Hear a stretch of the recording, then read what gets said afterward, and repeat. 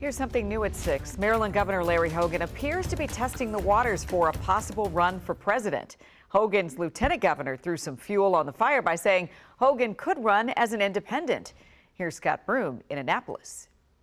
What exactly is Maryland's governor doing at the state fair in Iowa today?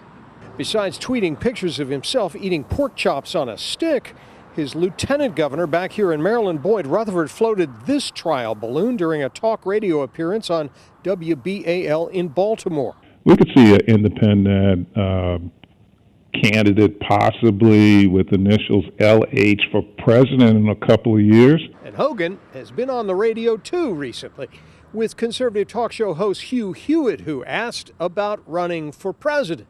Notably, Governor Hogan did not say no. You know, I am here in Iowa, about to go to the Iowa State Fair. I'm looking forward to eating a pork chop on a stick, and I'm not going to even talk about the future, figure out what I'm going to do until next year. I think we have to see what happens in the 2022 election first.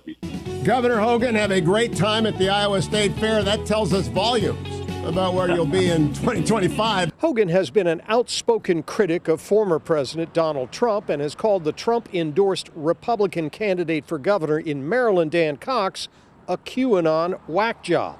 Trump fired back during this telephone rally for Dan Cox back in July.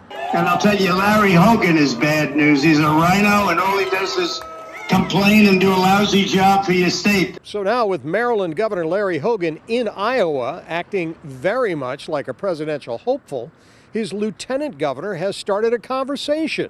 Should Larry Hogan leave the GOP and run for president as an independent? In Annapolis, Scott Broom, WUSA 9.